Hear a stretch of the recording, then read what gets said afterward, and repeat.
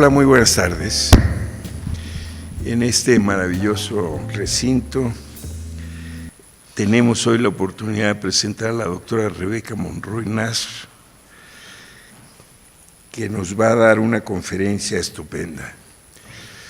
Les voy a dar algunos datos sobre nuestra conferencista de hoy, y esta conferencia se inscribe en un ciclo de la Dirección de Estudios Históricos del Instituto Nacional de Antropología e Historia, que se dedica a presentar o los avances o los resultados de investigaciones de todos los investigadores del área, con objeto de darlos a conocer y de discutir sobre temas tan importantes, y en particular este de hoy, de la doctora Monroy.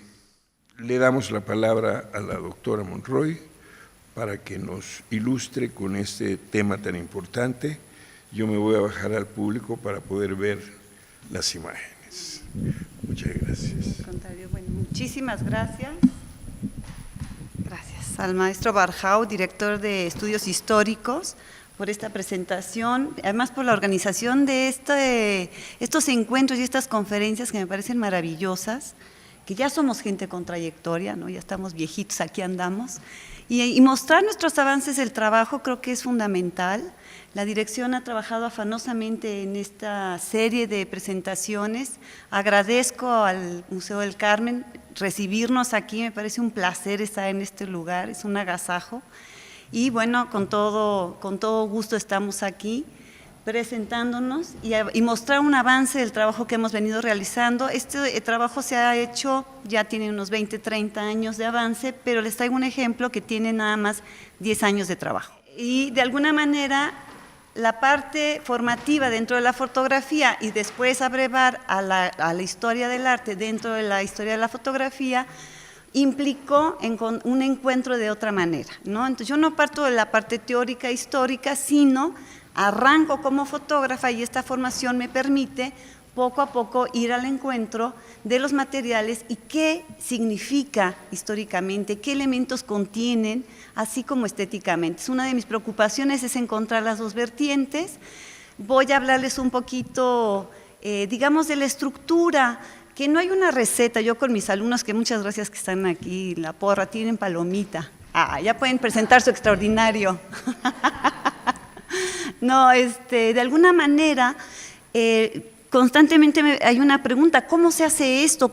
No hay recetas. Cada uno y vamos a ver ahorita, cada uno de los archivos, acervos, colecciones o la única imagen que se va a investigar nos va a aportar información desde diferentes vetas. Y dependerá de la intencionalidad del investigador, dependerá de la imagen, dependerá de sus límites y alcances lo que podamos sacar u obtener de estas imágenes como información. Y una de las cosas que es muy interesante, porque cuando empezamos a trabajar con imágenes, Julia Tuñón, que trabajaba con cine, y nosotros que nos dedicamos a la fotografía, todo el mundo decía: ¡ay, qué fácil!, ¿no? Nada más hay que ver monitos. Pues sí, dices, ¿cuál es tu trabajo? Te la pasas sentada viendo monitos. Entonces, una de las cosas que ha costado mucho trabajo abrir, tanto en las instituciones, y creo que en eso la Dirección de Estudios Históricos y la ENA es vanguardia, porque ha permitido que la fotografía sea objeto documental y objeto de análisis. De alguna manera, bueno, no es tan fácil, no es nada más ver monitos, hay que entrar en el mundo de los monitos y ver cómo están hechos, en qué contexto, en qué momento y de qué manera y por quién, si se puede, para abrevar en el análisis no solo cuantitativo, sino cualitativo de la imagen. Entonces, bueno, esto de que parece que es solo pegar estampitas, no lo es, ¿no? Ahorita vamos a ver, de alguna manera, cómo vamos a tener que entrar en este mundo. Inocencia en la imagen, tampoco. Ya se cayó el mito de que la fotografía es un registro fiel de la realidad, que es objetiva. Esto, claro que en su contexto histórico y en su momento respondió a una cuestión del positivismo y a una necesidad testimonial y de registro, pero claro que ahora, a 170 años de distancia, podemos ver que la fotografía, por supuesto, tiene una intención de quién la hizo, cómo la hizo, por qué la hizo, y de esto de alguna manera nos va a ir conformando el discurso que resguarda. Y vamos a ver cómo aquí hay diversas visiones, están unas donde está Cárdenas con Plutarco Elías Calles cayéndose de un vagón de ferrocarril. Esta imagen es del Gordo Díaz, que dice pise con cuidado, entonces todo el sarcasmo todo el tiempo atrás de Cárdenas. Cárdenas en Tabasco, con Garrido Canaval, con Calles, antes de la expulsión de Calles, y un calendario de Saturnino Cedillo, un calendario que sale en los años 70, alabando a Saturnino Cedillo, cuando Saturnino fue un personaje que se levantó en contra de Cárdenas. Entonces aquí tenemos una colección acotada con una visión de un coleccionista que está en contra del cardenismo y a favor del cedillismo. Esa visión sí hay que tomarla en cuenta, porque hay que tomar en cuenta desde qué ángulo está hecha esta colección. O hay otros acervos cuantiosos, por ejemplo, entre las imágenes que reunió Casasola y las del Gordo Díaz, que están en el Archivo General de la Nación, ya reunimos más de 1 millón de negativos. Entonces, bueno, tenemos también el otro lado de la moneda, que es cuantiosas imágenes, cómo vamos a entrar a ellas, cómo las vamos a revisar, qué tema vamos a elegir o qué fibras o qué hilos nos van a conducir y qué queremos analizar. Al personaje, a la época, a las Adelitas, a los Juanes, a los fotógrafos, o sea, la diversidad es inmensa. Para ello, bueno, hay que poner límites al estudio y ver de qué manera vamos a ir acotando y complementando la información. Morir entre píxeles, morir entre negativos si revisamos 1 millón, ¿no? Es más, no nos da la vida. Nada más de los hermanos Mayo son 5 millones de negativos, 1 millón por hermano. Entonces sí tendríamos que irnos con cuidado, con cautela y elegir un tema, una época o un fotógrafo. Aquí tenemos varios alumnos que tienen un fotógrafo y han ido acotando su tema a ciertos límites temporales o temáticos, ¿no? Gracias. Y otra riqueza magnífica es la que encontramos en lo que es la hemerografía, tanto en periódicos como en revistas. Y ahí tenemos una gran ventaja, y no. En los archivos de 1 millón de imágenes tenemos a veces lo que le llaman ahora metadatos, que es el dato que puso el fotógrafo en la orillita, diciendo, bueno, esta es María Conesa, 1929, ¿no? Pero eventualmente la mayor parte de las fotografías viene una caja que dice retratos, y a ver, Dios santo, ¿quién es el retratado?, ¿no? En el caso de la hemerografía es muy importante y aporta elementos interesantes porque de alguna manera viene fechada, viene eventualmente el autor, viene el editor, viene la postura del periódico, de la revista, y podemos ir dilucidando más o menos un periódico de derecha, o es La Jornada, es un periódico más de izquierda, en fin, vamos acotando. Sin embargo, a veces cambian los pies de foto y en eso hay que ser muy cautelosos. Y en esto, por ejemplo, Daniel Escorza lo que ha hecho con el archivo Casasola es hacer la biografía de la imagen, que es una cosa como muy novedosa, ¿no? Es un planteamiento que hace Ana María Maguas, de Brasil, y es seguir la huella de la imagen desde la primera vez que aparece publicada hasta la última presentación. Entonces, ustedes se han de acordar, la Adelita famosa revolucionaria que está en un vagón, ya encontró que es de Jerónimo Hernández, publicada en 1912, no es de Casasola, y encontró todo el relato, porque acabó siendo para John Maraz, decía que eran prostitutas, ¿no? Luego eran tortilleras, luego, pobres mujeres, dije, yo espero que no sea mi abuelita, porque ya la lanzaron al mundo de todas a todas. Entonces es interesante porque también los pies de foto pueden engañar. A esto también hay que ir cotejando y contextualizando imagen contra texto, y a esto es lo que se le llama intertextualidad. Y hay otros ejemplos, por ejemplo, hay un artículo que salió en la revista Historias hace muchos años de un investigador de Puerto Rico que eventualmente quería hacer la historia de México de 1900 a 1950 a través de las imágenes, ¿no? Y se dio cuenta que no había fotos de vida cotidiana. No dilucidó por qué, no analizó que la técnica no daba para entrar a las casas y tomar fotografías, escenas de uso cotidiano, por eso la mayoría son en condiciones externas, porque la velocidad de las películas era muy baja, entonces no se podía tomar adentro de las habitaciones, que eran muy oscuras. Pero él parte de preceptos anteriores, si quieres vemos la siguiente, Y él dice que la gente de escasos recursos de este país, pues por lo general eran alcohólicos, les gustaba el pulque e iniciaban a sus hijos en las lides de las pulquerías. Y para él esta foto es la demostración de que esto sucedía.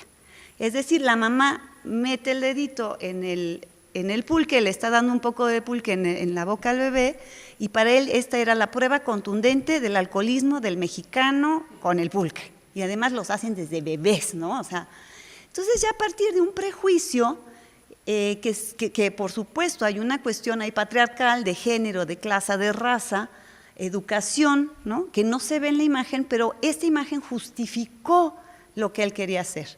Entonces se apega, hace que la imagen responda a sus necesidades y no está analizando la imagen per se. Entonces, sí es importante lograr que la imagen hable y no adecuarla a nuestro discurso. En este caso, por ejemplo, él hablaba que el pulque era una fuente de vida, ¿no? Y que, claro, las clases bajas eran las que tomaban pulque, en fin. Entonces, hay inferencias falsas o por ignorancia o por mala leche, no sé, pero verdaderamente hay que irse con mucho cuidado. El aparato metodológico de este investigador era excelente, la introducción era una maravilla, pero a la hora de aterrizar el estudio en las imágenes era espantoso, ¿no? Era muy clasista y muy racista, porque además eran los indios mexicanos, ¿no? Las clases altas no padecían de alcoholismo, por supuesto. Entonces, bueno, creo que trabajar la foto como pruebas al vapor nos puede conducir a problemas muy severos, ¿no? Entonces, por eso hay que estar contrastando con otras fuentes. Y entonces, por eso una de las partes que decimos que el estudio de las imágenes merece una mirada diferente, aguda, tenaz y entrenada. No es nada más pegar estampitas, ¿no? Entonces, vamos a tener que hacer un análisis visual cuantioso y vamos a ver ahorita diferentes elementos de este análisis.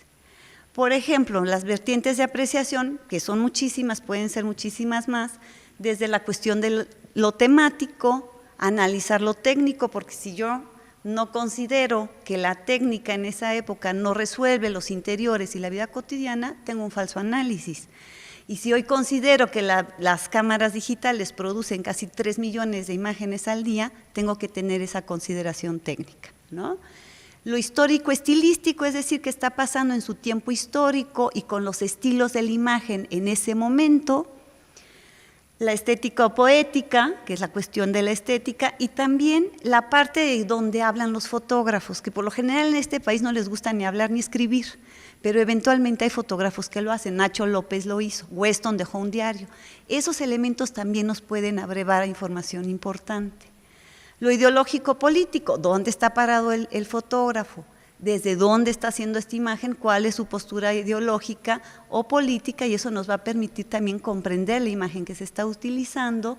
Lo sociológico, lo psicológico, psicoanalítico, que también podemos abrevar desde esas vertientes, de la teoría de la comunicación, la teoría del arte, la crítica del arte, o también la informática o la teoría computacional. O sea, tenemos un montón de posibilidades de entrar al análisis de la imagen.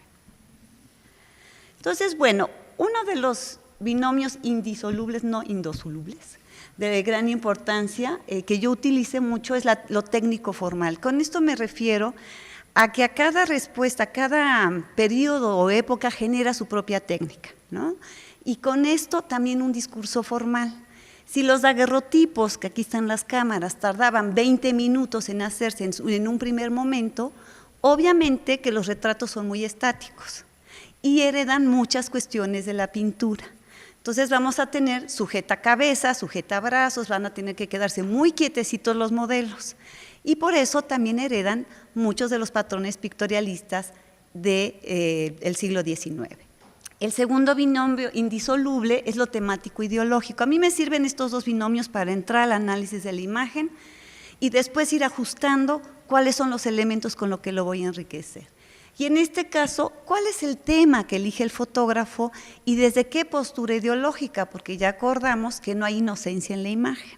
Entonces, si no hay inocencia, ¿qué me quiere decir y desde qué ángulo lo está tomando? Si lo está tomando desde arriba para empequeñecer a los personajes o desde abajo para engrandecerlos, como lo hacía en la fotografía soviética. Es decir, ¿qué está queriendo y cómo me está hablando el fotógrafo y desde qué ángulo visual me lo está diciendo?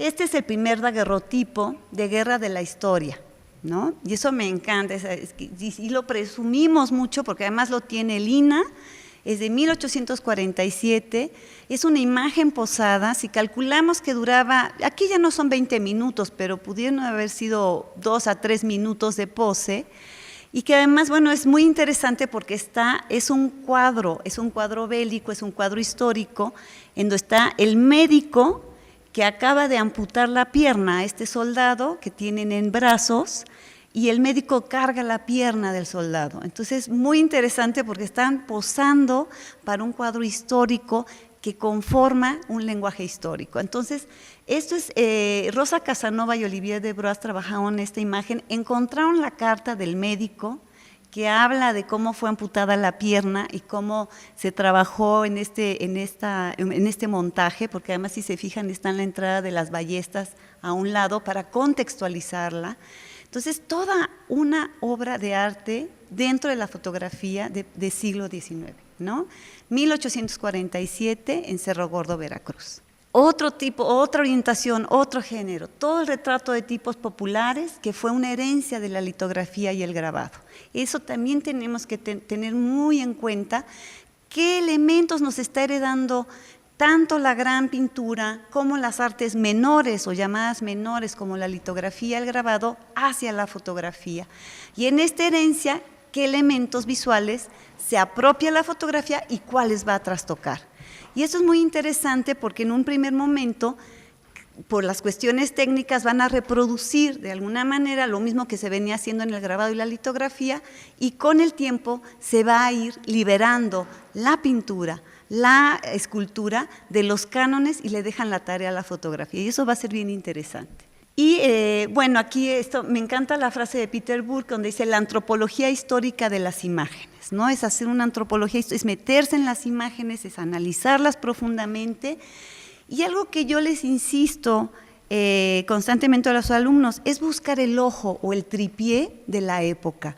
Es decir, trasladarse al momento en que fue creada la imagen y verla no con los ojos de ahora, siglo XXI, porque hay veces que yo muestro una foto y le digo, hombre, vean qué hallazgo, ¿no? Esta modernísima foto de 1921 y alguien alza la mano y dice, yo no le veo la modernidad, ¿no? Una contrapicada así. Claro, si lo vemos con los ojos del siglo XXI y de la cámara de celular, pues a lo mejor hasta se nos hace ñoña la foto, ¿no? Pero si la ubicamos en esa época, en las grandes cámaras y los grandes formatos, entendemos la dificultad con la que fue creada. Y de alguna manera eso ayuda muchísimo, ser empáticos con el fotógrafo, ser empáticos con la mirada que tuvo en su momento y analizarla desde ese punto de vista. Por ejemplo, ¿no? Analizar toda la gama de prostitutas que se hicieron fotografías en la época de Maximiliano, bueno, dicen los estudiosos de Maximiliano que era un poco casquivano, y entonces él hizo que las prostitutas entraran en un acuerdo de salud pública, que se registraran de primera, segunda o tercera clase, no por clase social o raza, era la primera o segunda, sino de acuerdo al impuesto que pagaban, y eso es muy interesante. Y hay un libro de salubridad donde ellas iban a los mismos estudios que iban las señoras emperifolladas, la alta clase, y se tomaban la fotografía, ¿no? Con Bayeto, en fin, eran un montón de fotógrafos de la época.